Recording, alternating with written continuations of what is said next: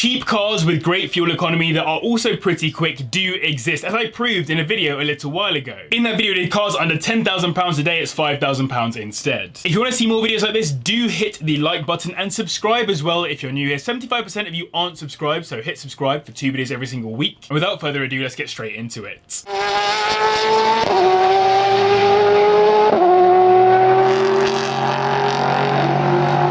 The least MPG on this list comes from the only hybrid car I'm going to show you today, the Lexus GS450H, which is also the joint quickest car on the list thanks to its 3.5 litre V6 engine and electric motor, which puts out a combined 341 brake horsepower, taking it to 60 in 5.7 seconds. All that pace will still get you around 35 miles per gallon too, so not bad for the performance, but we have much better coming up. The GS is quite old at this point, but it does still offer really decent creature comforts and tech, as it was pretty ahead of its time, with its relatively no-nonsense interior not looking too bad either. Just watch out for the battery for the electric motor, which likely will have suffered from age and is an expensive replacement. I wouldn't say they're super exciting, but that kinda adds to the sleeper status of them. You wouldn't expect this bulging old executive saloon to be as powerful or performant as it is. They'll run you around £1,500 at the bottom end, and 5k will get you a 2008 model with high mileage. Full-size luxury cars don't necessarily scream fuel economy, but the diesel Jaguar XJ somehow manages it while still giving you a pretty executive cabin to cruise around in. Jaguar say it would do 40 miles per gallon right out of the factory thanks to its 3 litre twin turbocharged V6 engine, which makes 271 brake horsepower, taking it to 60 in 6.2 seconds, slightly slower than the Lexus. This car looks massive and weighs a bunch too at almost 1,800 kilograms curb weight, but surprisingly it's one of the luxury cars that reviewers note is worth driving,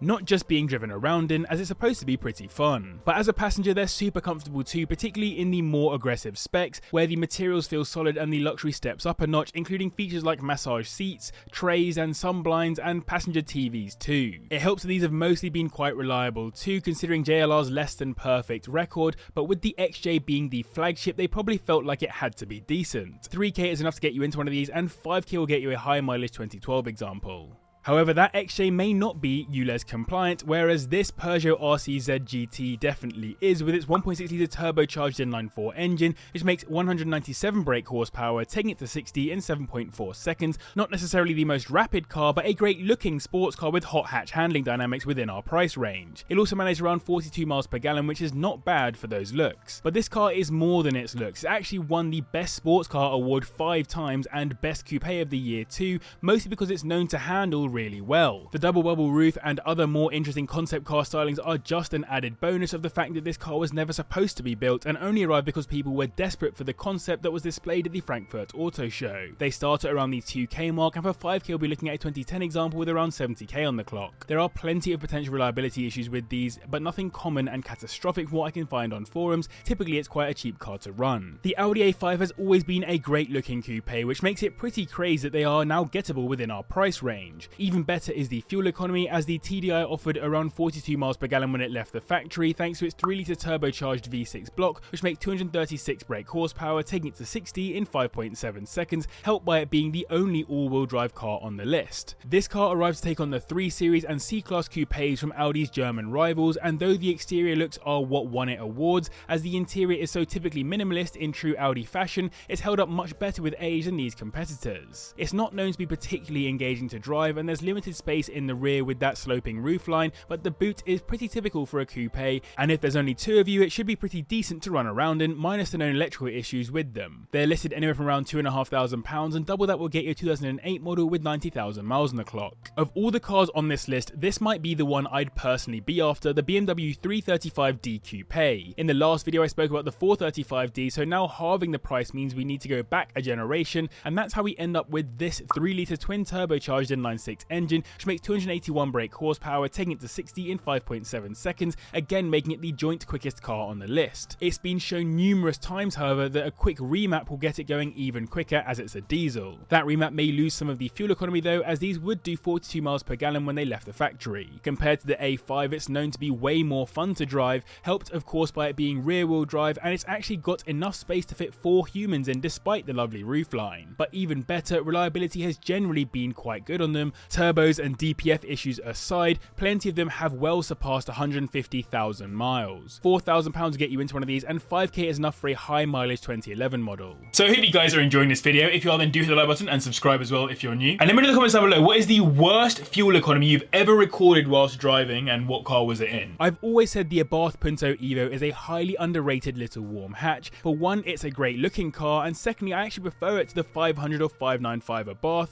and it's also pretty performant considering how cheap you can get examples for. These come with a 1.4 litre turbocharged inline-4 engine block, which makes 162 brake horsepower, taking them to 60 in 7.6 seconds, so the slowest car to 60 on the list, but I'd still have one over quite a few other of the faster cars on this list. They'll also manage around 43 miles per gallon. They're known to be quite stiff, which is great for handling, but not too stiff. Early reviews even mentioned it was a good long-range hatchback, but even with this and the great performance and the great looks, they were cancelled for failing to really capture the market and still only really have a small cult following. They start at around £2,000 and 5k get to a 2011 example with around 90,000 miles on the clock. Owner experiences differ greatly on them, but broadly people have said they're pretty reliable, with only a few catastrophic issues on forums. The Alfa Romeo Meto Quadrifolia has effectively the same powertrain as the Abarth, but is slightly more powerful overall. A 1.4 litre turbocharged inline-4 making 167 brake horsepower, taking it to 60 in 7.3 seconds. It's also got slightly better fuel efficiency at 47 miles per gallon, which is pretty incredible for the performance. The QV is effectively the Alfa equivalent of the Abarth Punto Evo or the Abarth 595, and though it has fewer spec options, it does have some stunning carbon-backed Sabelt bucket seats that are pretty sought after, but also quite uncomfortable, so I've heard. These are great little warm hatches, but it's a shame that Alfa Romeo never put the GTA edition out,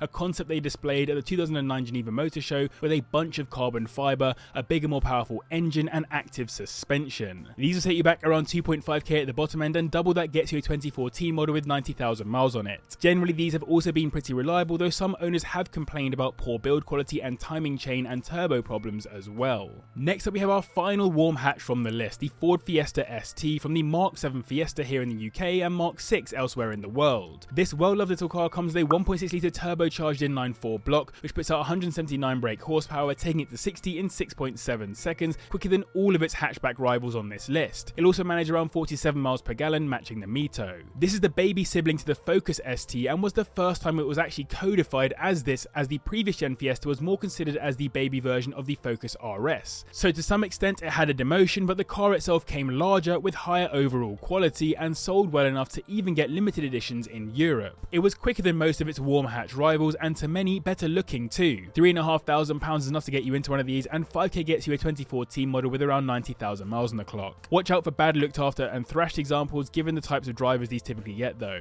The Mercedes C350 CDI Saloon is the most difficult car to find within our price range, which is why if you get one, it will cost you around £4,500 at the bottom end, with 5k just about getting you into a high mileage 2011 one. However, that will be enough for a pretty rapid offering, which I can tell you firsthand as someone who's been in one, thanks to its 3 litre turbocharged V6 block, which makes 261 brake horsepower, taking it to 60 in 5.8 seconds, which can of course be even better with the right remap. It might not be quite as interesting from an aesthetic or typically sporty perspective as many other cars on this list, but when it comes to out and out pace and fuel economy, it has to be the best value for money of the bunch. It's just a shame that the interiors look so dated on these older Mercedes. It's also a shame that many owners have complained about electrical issues on these from what I can see on forums, and a few build quality issues too. Taking the top spot on this list is a car that's supposed to be super safe, super economical, and actually reasonably punchy too. It's the Volvo S60 D5. This executive saloon comes with a 2.4 litre twin turbocharged inline-5 diesel engine, which makes 211 brake horsepower, taking it to 60 in 7.5 seconds. Decent performance, but the reason why it takes the top spot is for its fuel economy, as it's listed as doing 60 miles per gallon from factory. Pretty insane. So it's not as quick as the Merc, but it should save you money on both fuel and reliability, as the D5 has been proven to hit over 200,000 miles by quite a few owners on forums. You probably won't get a facelift within our price range sadly, as I do think the later examples look quietly aggressive,